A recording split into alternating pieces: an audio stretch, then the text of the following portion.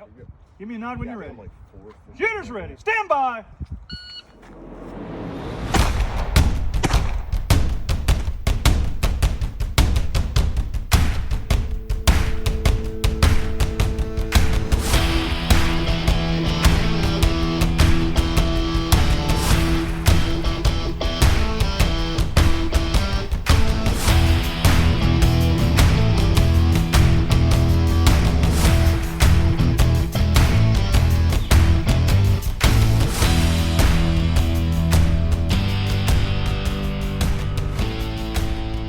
Hi everyone, welcome to this episode of Bullets and Bourbon. I'm Frank Gao, joined by my co-host Matt Gunlock. Today we have a guest, James Hahn is joining us. He is the director, founder of KAPSA training. KAPSA stands for Korean American Practical Shooting Association. He runs sessions for beginners and intermediate shooters, and they run monthly matches every third Sunday at the NRA range at Fairfax, Virginia. So Northern Virginia actually has a very large Korean population. I know this because I frequently go to Centerville and get the good Korean barbecue. And one time I actually ran into some of the KAPSA shooters after my wife and I had gone to see a movie. And we went to a Korean restaurant, Haru. And all of a sudden they were like, Gao, Gao. I'm like, who's calling my name in this Korean restaurant? Happened to be a few of the KAPSA shooters. They also do CCW courses. And they specialize in instruction in languages, including English and Korean. So it's quite an influential group in this area. They've sponsored some Quantico Shooting Club events, and I've traveled with them to matches. James is a very good competitor. Him and I go back and forth a lot of the time that when we shoot together. But at this point, James, anything I missed in your introduction? No, actually that's right. And then thank you really, I really appreciate having me here, since, I speak, my English is just like, little above like B class, It's not perfect, so I'm kind of nervous, but thanks for having me. And like I shoot USPSA frequently, and then I do have like GM classification in PCC division and open division. And so I also, as you said, I'm a founder and an organization director for the KAPSA training. So what we do here is, we have a big population. So I'm trying to, give like right idea of the Second Amendment to the Korean communities because, we started off with the CCW stuff, but I was kind of surprised because, a lot of Korean people they didn't even have a CCW and they start carrying the guns and they go to the DC. It was just unbelievable. Yeah, they're like, I don't know. It's just maybe we had the Korean War like less than 100 years, and then like it's if you go to South Korea, it's just like really restrict to own a gun. Like you can't really have any handguns at all. And even if you get like you go through a lot of stressful process and you get the shotgun for hunting, you still have to leave it in a police station. You only can take it out only like a couple hours or a few hours for like the hunting and stuff. So I think it's in their DNA. They think just gun is just like a dangerous weapon, and what we do is we try to change their mind. Yeah, and let them practice proper Second Amendment. Back in 2014, I was in South Korea, pretty far down south, Pohang area. And I also spent some time in Seoul, but I was training with the Rock Marines out there. And one of the things I found interesting was after every range, they have to account for every piece of brass that they shoot. And another aspect of it too, that I found really interesting is pretty much most of their weapons, I would say, is all produced in Korea. Like their mortars, their rifles, they're all made in Korea. Yeah. Especially, like if you lose that brass, you can't go home, man. You have to find it no matter what. Yeah. Due to that, this the Korean males, like the grown males, they all know how to handle the rifles, and they're pretty familiar with the firearms, but somehow it's in their DNA. They just think they're just old school. Yeah, they just don't like the guns. Yeah, even in Virginia too. There's a lot of anti-gunners. Like right before the COVID happens, like half of my friends were like telling me, why do you, like teach Korean people, how to handle the firearm and stuff. But trust me, man, half of them actually contact me after COVID. Yeah, that's how it goes down. Um, but we talked a little bit about your background. Obviously, you were born in South Korea, but when did you end up coming to the United States? And then what did you first do when you got here? So I am from South Korea, the city called Busan. It's all the way to the north. It's like an ocean city. I came to the state of Michigan, like around 1996. Has been like almost 30 years now. When I came, I was 15 years old. Um, it was just probably due to my family business. We moved to the Michigan, and I went to high school, and I went to college called College for Creative Studies, which is they're really specialized for the transportation design. They're Mhm. like sponsored by Ford, and my major was, of course, it was a transportation design, and I studied about like 3.5 year. And when I was a senior year, the GM actually shut down, and Uh-huh. then Ford shut down, and then bankrupt the Detroit did a bankruptcy. So I had to find like new future, and that's the time when I moved to the Virginia, and from that time I've been the professional photographer for Mhm. past 15 years. So I can call myself the professional photographer. And now I'm starting off this the KAPSA training and trying to help these Korean people too. So almost like most of my teenage year was in Detroit downtown. Yeah, so Yeah, I with do the want car. to you went through a lot of different careers before you arrived at photography, which is what you do full time. I've seen your photographs, quite beautiful, and you have quite the Thank you, man. talent there. But before we got there, you did a little bit of street racing. You love cars, like you love customized cars, and you also did a little bit of time, if I remember correctly, in a sushi restaurant. I want to talk about cars first, and you still love cars. But how did you Yeah. end up getting into street racing when So you were in Michigan? well, it's kind of like, it wasn't that serious. It wasn't like anything like the USPSA stuff, but back in 2000, I was into JDMs, like the import cars, and all my the rides were like all JDM. And my first car was Mitsubishi Eclipse. And when I was driving the car, in theater, there was a Fast and the Furious, playing. Of So, course. that movie changed my whole future. I was, doing the car design, and I was like into the JDM. So I start like attending all different, car shows and meetings, and sometimes, illegal street racing. Yeah. So back in the day, yeah, I used to be really into the cars. Yeah, like street racing and all that kind of stuff.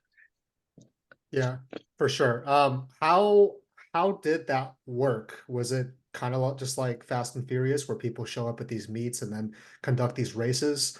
Um, Yeah, I mean it's from Detroit. Yeah, I did this in Detroit. So yeah, there was a lot of streets that you just show up, and every weekend's like that weekend night is just a full of like a tuned car, and we yeah. did a yeah. Okay. And then in USPSA, there's several things you can look for to figure out, if someone's good, if someone's a GM, how do you tell if someone's a GM in street racing? Like, what are some things that stood out? Uh like I think it's the same, like street racing, and just before this, I'm not really professional in the street racing, okay, but I'm but when I see I think both of GMs are quiet. Mhm. B classes are allowed. Yeah. They're Yeah, serious so they're serious people, you can tell, right? yeah, those serious people from that their face, they're just they they already have kind of like a grandmaster classification already, and they just sit back and they just wait for the right time. Yeah. Okay, Yeah. very cool. And then I do want to talk, how did you get into the restaurant industry after that? Restaurant industry. So, when that it's like really like my life story, but when Detroit did a bankruptcy, the city did a bankruptcy, and I had to move to the Virginia. Actually, I was playing golf. I was kind of Mm, like having a coach and try to get ready for the pro qualification and stuff. But I broke my wrist, and I'm still having a little bit of a pain while I'm shooting, because that's one of the biggest the reason I moved to open division and a PCC division, because when I was shooting carry optic with the like MMP stuff with the polymer gun, I was having a lot of pain. I still have a little bit of a small the fractures in the wrist, okay. and yes, sometimes it bothers me. So um uh Okay. Yeah, that makes sense. And you've told me about your the wrist pain. That makes sense. But also, I mean, PCC and Open are two of the fastest divisions. Is that something that you enjoy as well? Is just going really fast? yeah, yeah, kind of I really like that the high overall stuff too. Because a lot of Yeah, people it just don't exist. But these days you just go into the practice score and you can just no matter where you can see it, right? And right. I don't know. At one point, I just wanted to enjoy shooting, like instead of like having too much stress from like having a classification and all that kind of stuff. So I just like to see me going really fast in like a full speed without any hesitate. Just like, I like to go fast. Yeah, yeah, absolutely. Yeah, and congrats on getting the GM card and PCC. Oh, That thank you, was man. was, Yeah, was thank you. pretty And I awesome. got the GM card from you guys, your Yeah, match. yeah, you were Yeah, at so I was really QSC. happy I with I remember. Yeah, yeah, yeah. And when after you got it, it seemed like there was a weight off your shoulders. You kind of, I think you'd been chasing it for so long, and it. eventually you Yes, got it. And so you talked a little bit about the expectation and the pressure. You feel like that's lifted a little bit, and you right, can enjoy shooting a little more. right. Yeah, these days I can just enjoy. Yeah, and it's, kind of it's easy division. The Yeah, gun handles half of it. it So it does. It does. But yeah. the people shooting it are also kind of insane. So you have to keep up with them as well. Um, Yeah. all right. You are into some pretty expensive hobbies. So between shooting, cars, photography, and golf, what's the most expensive? Hey, I'll be honest with you. The photography, I make money now, so my Yeah. wife just want me to do the photo shoot instead of the real gun shooting. Yeah, but the hobby wise, I think car is, like just car is a lot. Yeah, it's Mhm. it's just a lot of money there, and Yeah. you don't get the money back. But Right. the firearm, actually, you can do the buy and sell, and you're not losing that much money. Right. So I kind of think that Yeah. way. Yeah, completely makes sense. Yeah. So your main job right now, your primary source of income is photography, and then you do the training and the competing also in tandem with it, but it's more the side gig. Um, what's an aspect of like professional photography that you see present, like the attention to detail, just the way you approach things that you see also complementary to competitive shooting or training? Okay. So that actually, like I think they're very similar. The both, the industry. It's just maybe, because you say it's a photo shoot, and the other one is, shooting, competitive shooting, and whatever. It's a firearm shooting. So, they both really requires the all the basic fundamentals, I think. Even if you go to the events or studios for like the taking the professional photo photography, you have to have like all those breath control while taking clicking this trigger, which is we photography called it as a trigger too. It's Mhm. shutter click, but they say it's a trigger. So um it's both that requires breath control and a trigger control, and it has a reset points, so you have to have a detailed control on the triggers as well. And also, when you go into like engaging while moving, right? Because sometimes when you go to the wedding, you still have to move and walk, but Right. that walking and moving, it's almost same thing. You have to have a core weight in front of you, and you have to have like, like a cat walking. Right. And while you're pulling the trigger or clicking the shutter, you have to, have really carefully, click that to have a best result, like, better accuracy and stuff. So I think they're really similar, Yeah. very similar industry. Yeah. Okay. Would you say is an open gun and your camera setup when you're working these weddings, is it about the same weight? Oh, yeah, they are pretty same weight, man. And then the funny thing is, so a lot of the USPSA shooter recognize me at Yeah. the wedding when I go to Mm. like like a wedding, and because I'm wearing the double alpha belt. And Ah. I do carry like a lens of holsters. So sometimes, I think it shows. Oh, Like I okay. run and I stop and I pause and then start clicking the trigger and then I Yeah. start running. But that running pose is something like, like same as a USPSA. Okay. Yeah. No, it's really interesting. That's not something I necessarily would have thought of myself.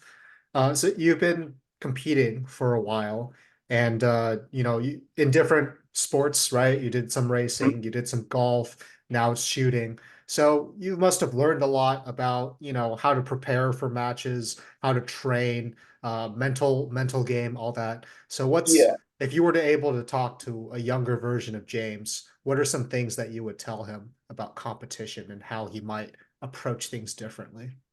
So when you ask me that question, I would have liked to get, more training from different professional shooters and learn their, like every professional has a different unique styles and aspects. So, I don't have that right now as being the father of a two daughter. I don't have a chance to, take those kind of, like classes. So if I go Right. back, I'm going to take lots of, like classes and training courses from Mhm. different, yeah, the different professionals.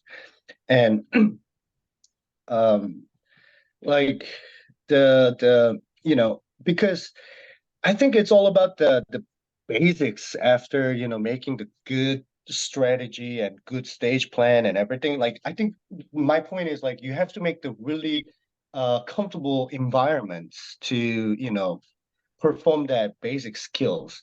And all that basic skills get together and it's a skill set and it's gonna be a like a whole like the strategy. So Mhm. I think a lot of the professionals' unique, style will help me to get over, all that kind of different situations. So yeah, I'll take more courses from them.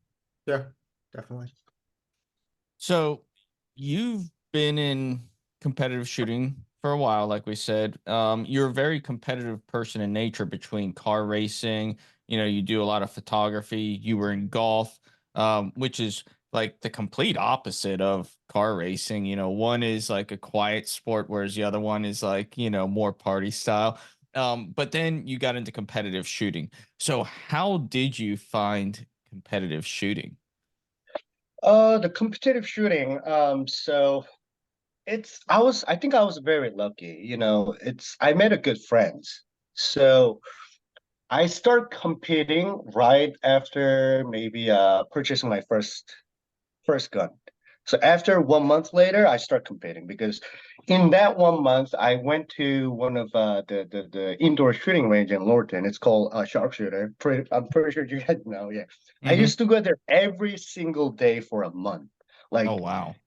doesn't matter, 7 days. I went there every day because I really wanted to, get better in this, like the shooting stuff. So I spent like hour to 2 hours every day, and I spent like 200 to 300 rounds every single day. What a waste. I really didn't know, what the practical shooting or competitive shooting was. So I thought I was gonna be like a John Wick or something if I go there every single day, but I was wrong. So when I was doing that, the one of the manager at the shooting range, he actually saw me and then he offered me if I wanted to be in his team because they had a three gun team back in the day. It's a sharpshooter three gun team. Hmm. So all I had was just a Glock 17, but they helped me out everything, getting the 3-gun AR-15 and shotguns. Um, so they put me in their team and they take care of me. That's how I learned how to shoot competitive shooting. And I found out there's a competitive shooting stuff, in local. Like after knowing that, I found out there was like a 20 to 30 matches every month that I can go around in this area. So I start going like a Quantico 3-gun matches, the Cavalier, Fredericksburg. I was going all over, even the Peacemaker. But as you know, Matt, the 3-gun shooting is just too much for the beginner. Yes, it's expensive. There's a lot to learn. Dude, I really enjoyed it, but it was just like all day. From they start in the morning and they finish at night.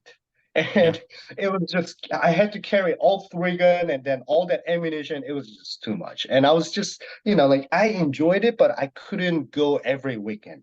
And at that time, I met another good friend. He's such a good, life coach. I'm following what he been doing, kind of, because Hmm. his name is Howard Hall. His nickname is Chip Hall. Yep. Good old Chip. Such a nice guy. Actually, he used to do like the courses, right? Like intro to competitive shooting or something like that for the civilians. But I didn't take his course, but I saw his outlet match.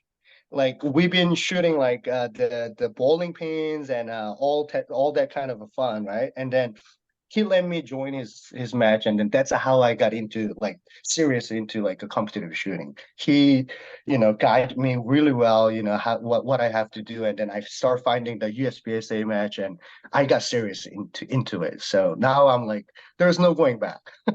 Well, it's And my first introduction was back in 2018 at the Delmarva USPSA sectional match, and it was Chip Hall, who introduced the two of us together, and you know, yeah, I and remember and, that. and then it wasn't until a while later that we started running into each other again when you started coming to Quantico. It was like, hey, what's up, James? How's it going? Yeah, and I believe we met at the Blue Ridge Arsenal too.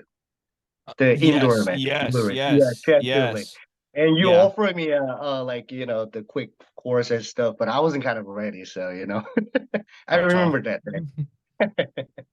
Yeah. Yeah. So you've kind of talked about, why you started COPSA, but where do you hope for it to go into the future? Um, so I'm at the point that I'm kind of like separating CAPSA training and like a team CAPSA Mm, because I've been doing this for like almost like 4 or 5 years already. So I am having kind of like a really good friends in the team. So I want them to still keep going without me. Even I do the training like separately. I want to make the CAPSA as like a nonprofit organization or something, and then I want them to keep going. Like, I want them to have an environment that they can practice and train.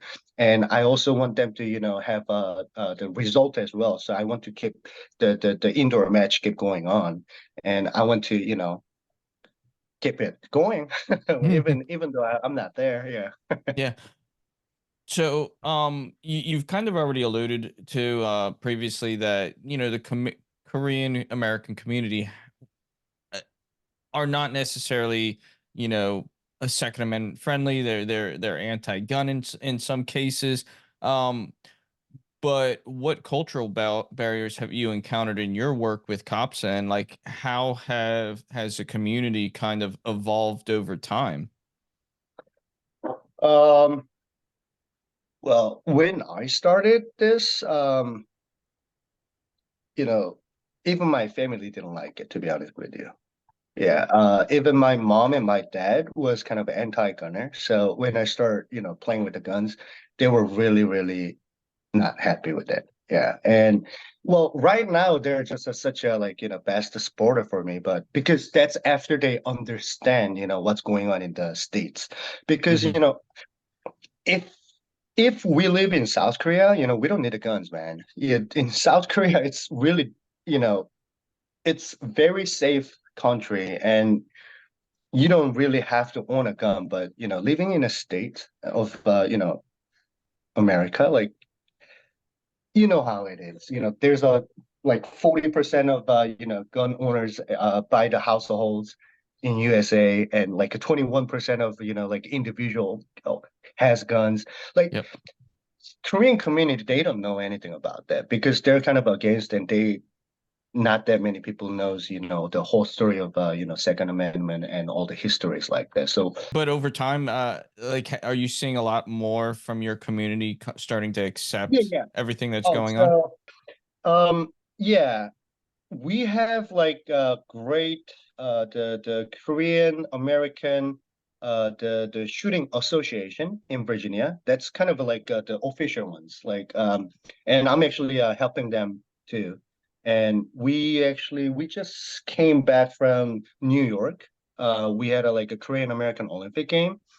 We do that every every 4 years, and it's kind of a big stuff. Like even we have a shooting as the division, and then we have like a swimming. We have everything, whatever you see in the Olympic Games. So uh, we took like 14 years old girl, and she got like three gold medals. Oh, And wow. like yeah, the Maryland the association was one of our team KAPSA member, and he actually got all rest of all the gold medals too. So we're like kind of like yeah, uh getting serious about those the pistol shooting and stuff in Virginia and Maryland. And since we have like really great association, I think we're having more members and more events, and people's kind of like getting to know the we are here. So uh, So, so yeah.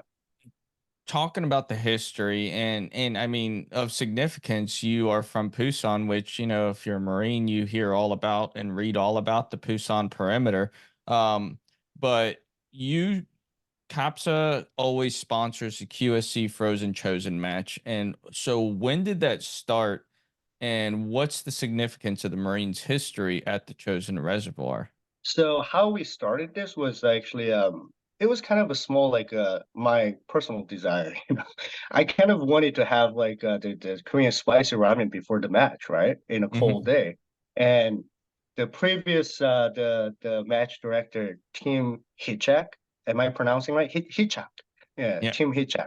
Yeah, so um he actually wanted to make this happen, so he helped me out. And then before we make this as the Korean the memorial match, it almost went to like the Korean food match.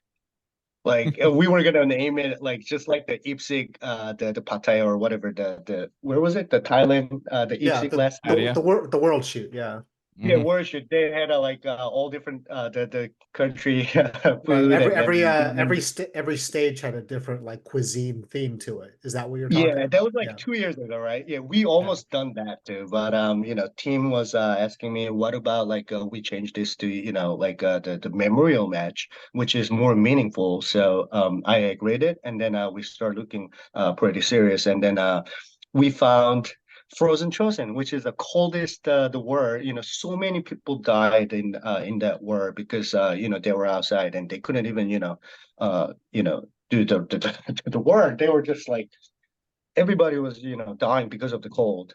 Mhm. And we just decide to have a memorial match of those. And then I start bringing the Korean spicy ramen in the morning, and then also I brought in the Korean choco pie. And that kimchi.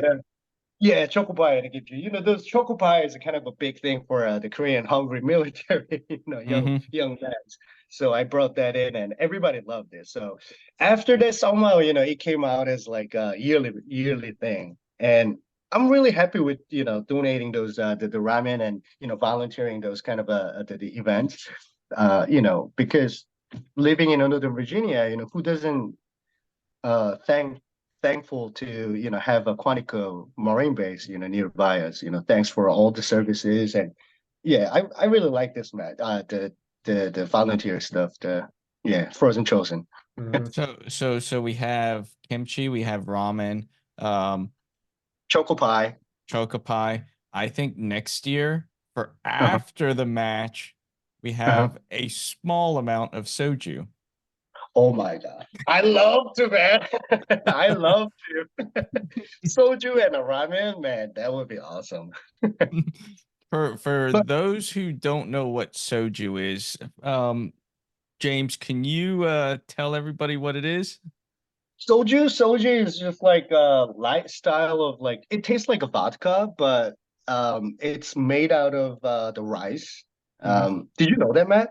Yeah. Yeah, it's made out of the rice and soju. It doesn't feel like when you taste it at the first time, like you're gonna compare it with the vodka because it kind of tastes like vodka, but you're gonna you're gonna just pour it in your mouth and then after like like a bottle or two bottle, hey, you're not gonna remember the day. I had a friend drink half a gallon of soju Oh my. in about a 1 hour period. How Jeez. he is Oh, still alive? Well, I mean, he was a very large mammal. He was probably uh-huh. about 6'5" and 250 pounds. But yeah, he doesn't remember that night too well. Yeah, next day is like the Oh yeah. pain comes. Oh You're yeah. gonna have the headaches. He wasn't moving the next day for quite a while. Yeah, yeah. So next year I'll try and put it on the calendar, bring soju. I'll Got it. do that, man. I'll do that. We'll do the bar section at the parking lot or something. Mm-hmm. And the every year, I try to bring like from like the Uncle Spice spicy noodle to like GM spicy noodle. But I don't know. This year, a lot of people took the GM spicy noodle. Oh wow. Last year, it was like like all balanced. But I don't know. You guys are getting the good, better at the spicy, I guess. So you run a successful photography studio, and you're a husband and a father, as well as a coach, instructor, match director, and competitor. I mean, that's a lot of titles to have. Yeah. How do you balance your schedule to allocate time to all your endeavors? Um. Well, my wife knows I'm doing the interview. And somehow, she saw the question, and then she saw this question. So she said, "Hey, you gotta say you got a good wife." But yeah, I kind of agree, yeah, because she let me go. But before that, I mean, daddy's duty comes first, right? So I watch baby to go out to the match. So I got to watch like, 2 days, 3 days of, straight in a row. I got to watch baby. Then she will let me go. Then I do. So I kind of like work on the weekends for the photography. So, weekend is a Saturday and Sunday. So if I am booked on a Saturday or a Sunday, then the other rest of the weekend is my the shooting weekend. So I try to balance it out like that. No, that makes sense. And I mean, to to everybody, I mean, I think we can all agree, everyone who's married and who takes on this endeavor, like your number one supporter is your wife, and if Yeah. you know, it has to be a balancing act between what's important to family and, if they are good with you continuing on with this endeavor. Yeah, she is one of my biggest supporter, yeah, I can say.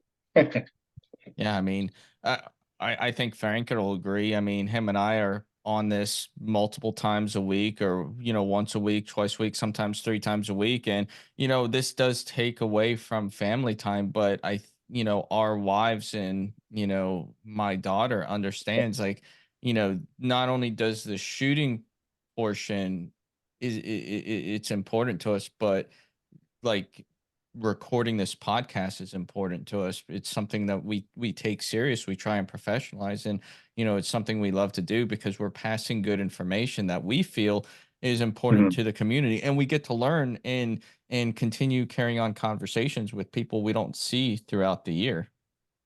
Right, yes, I agree. But that's all we really have on our list of questions. But do you have any last thoughts for the audience?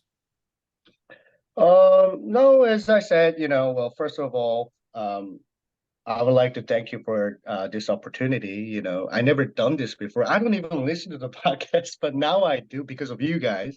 And I was really nervous. I don't know what I was talking about. I was kind of like I It's all a froze up blur. sometimes. Yeah, but like the mentor, the brain fault. I had like maybe 5 times of a brain fault, but I really enjoyed it. I really enjoyed this the good time. And it was a really good time to think about my both carriers and how they relate to each other. I never thought about it, but it was a good time thinking of those. And like I think I can call myself a professional photographer in like a photography industry.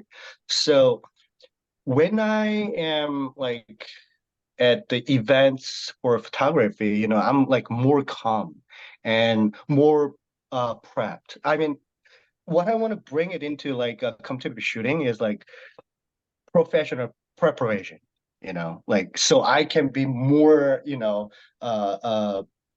ready to, perform my skills easily and without any hesitation. And I never think thought that's about it, but yeah. I think that's a great way of segueing those two Mhm. things. Like professional photography, people don't think about all the gear, having Yeah. everything ready, having everything charged, having multiple sets of that equipment, making sure, the Mhm. camera settings are exactly what you need because like when you're in the moment, it's too late to have everything set up the way you Sure. need. Yes. It should already be set up. So I think there's very like everything you do, you know, it's repetitive and it's preparatory and yeah Yeah. It just doesn't work at the shooting match sometimes, like I don't know why, when I go to the shooting match, yeah, I have to have a professional preparation, I guess. Mhm. but other than that, James, we really appreciate you coming on, talking about CAPSA, talking about your history coming over to the States and influencing a community of people that otherwise wouldn't necessarily get into this sport. Next time I see Chip, I'll be sure to tell him you said hello. I run into him every now and again on the base. But to our listeners, thank you for listening. We hope you enjoyed this. If you want to get involved in the COPSA community and you're here in the Northern Virginia area, we can put you in contact with James. If you see him at a Quantico shooting match or, up in Fairfax at the NRA range, be sure to say hello. But let us know how we're doing, and we will talk to you next time. Thank you, guys.